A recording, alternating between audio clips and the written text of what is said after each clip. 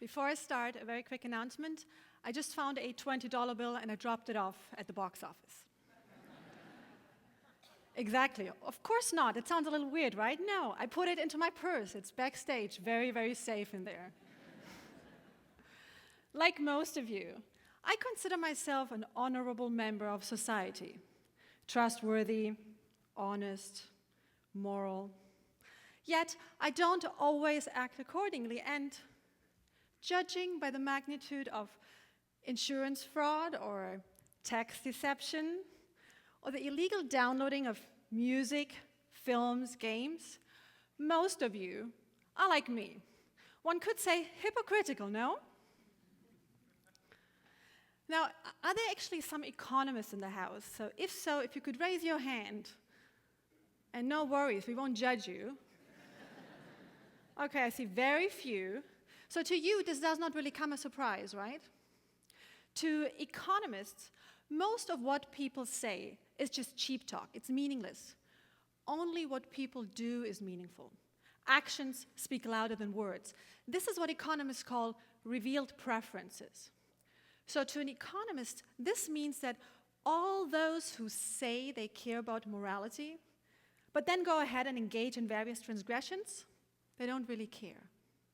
Put it simply, many people are bad. What a wonderful world we live in.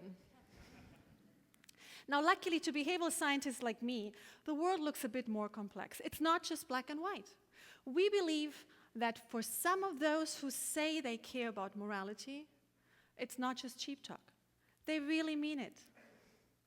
In fact, we believe that this is true for many people. Many people are good. It's just that various situational circumstances that might appear unimportant or that we might not even be aware of, keep people from acting accordingly and being their true, authentic selves. As a consequence, if we make small, smart changes to these situational circumstances, we may be able to help people behave more authentically, act more moral. I think that's a much better world to live in. Now, just think about your own lives. I'm sure you can all think of plenty of situations in which you were tempted to transgress from your moral code because you could benefit from it. Say, when filling out your tax form or an insurance claim. And I bet, in those situations, you suddenly became very good at rationalizing why it would be okay to transgress and why there would be nothing immoral about it. So that if you did give in, you didn't feel bad after all. Let's face it, we are very good at rationalizing our actions, such that we can have our cake and eat it too. And it actually so happens that some situational circumstances make these kind of rationalizations easier than others. Now let me give you a very concrete example. My co-authors and I, we recently teamed up with a car insurance company in the US.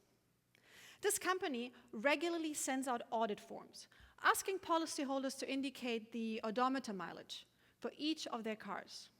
And insurance premiums are then adjusted to correspond with how much a car is driven.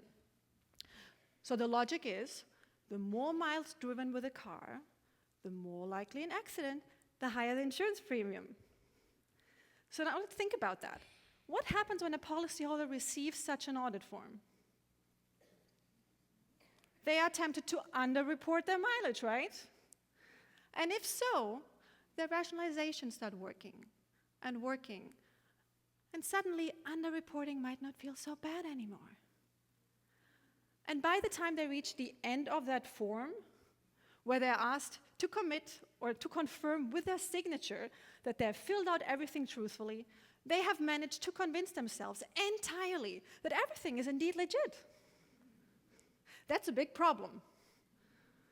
Now, but by comparison, if you think of it, it works a bit different in a court of law, actually. There, we first ask people to swear that they will tell the truth, the whole truth, and nothing but the truth. Only then do they testify. That means we ask people to commit to truthful reporting before, not after, they face temptations to misreport. And I think that's a very interesting twist, because such a pre-commitment to the truth is likely to increase people's attention to their own moral standards, keeping them top of mind, and therefore harder to ignore in the face of temptations. And so as a consequence, if that is the case, then we should be able to use that insights to redesign those forms. And that's exactly what we try to do. So we randomly assign the policyholders of that car insurance company to either receive the standard audit form with the signature field at the bottom, or a slightly revised form, identical actually to the standard one, except for one thing, the signature field. We moved it to the top. And guess what? Policyholders who signed that audit form at the top magically seem to be driving more. Magically. On average, 2,500 miles per car, to be more precise. Now, to put this in perspective, if each of our 13,000 policyholders in the experiment had gotten our revised form, this would have resulted in an additional $2 million in insurance premiums. And this is just from a small subset of policyholders from one company. Now, in Ontario alone, auto insurance fraud accounts for up to $1.6 billion yearly. This is 3 times Ontario's current budget to fight its chronically high youth unemployment rate. Now just imagine what our small, costless change to the audit form could do here. I believe that's a huge impact. But going back to the experiment, what I would like to point out is that what our findings show is that the reason why people fudge their numbers is not that they're cold-blooded, calculating individuals without any morals. If that were the case, if people only cared about the likelihood of being caught and the magnitude of the punishment, then moving that signature field, this commitment to truthfulness, to the top, should make no difference. Instead, what our findings show is that many people truly care about being a virtuous person. And moving the signature field to the top made it such that when they subsequently faced the parts of the audit form with the devil on the one side, tried to convince them that it was okay to fudge the numbers a little, while the angel on the other side tried to keep them on the right path, the angel was more likely to win. Now, it's important to point out that there's nothing special about morality. We can find this mismatch between what people say they care about and how they act in many other areas. Actually, even in life and death type of situations. Just take, for example, organ donation. I was actually shocked to learn that every day, more than 20 people are dying in the US because of a lack of available organs. Here in Canada, it's 2 people every 3 days. And with an aging population, which we are facing these days, these numbers will only grow.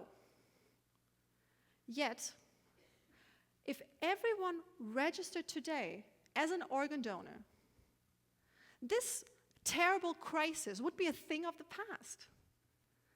So I ask you, why don't more people register as donors? Why? Well, one view would be to say, here are the thousands of people desperately waiting for a life-saving transplant, and here are the thousands of people that are not registered. About half of all the people in the US, actually, and about 3/4 of the people in Canada. So if you look at it this way, and believe that actions speak louder than words, you would say, many people are not so nice. They don't care. You know, even Canadians, shocking. Now, if you look at it in a different way, however, and ask people if they support organ donation, now everything looks really wonderful. Almost everyone, about 90% of people say they do. So which one is it? Well, if we believe that this mismatch between what so many people say they care about and how they act is mostly due to situational circumstances. If we believe that many people are good and truly care about organ donation, then we should be able to nudge more authentic behavior. I mean, just take, for example, the following situation. Imagine yourself going to one of the local service centers to renew your driver's license. Picture long lines, frustrated individuals. I'm sure you all know what I'm talking about, right?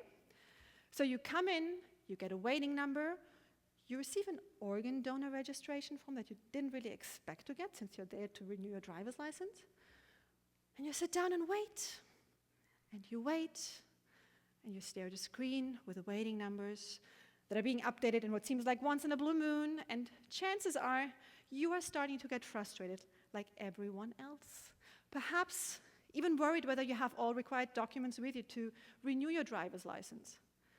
In other words, in that moment in the service center, the possibility to register as an organ donor is probably as distant of a thought to you as your next summer vacation.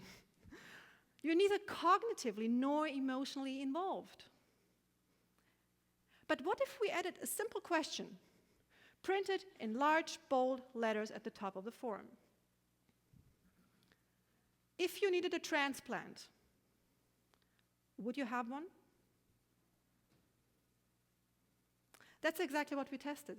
We randomly assigned the visitors in the service center to either receive the standard organ donor registration form or a slightly revised one, identical to the standard one except for this addition.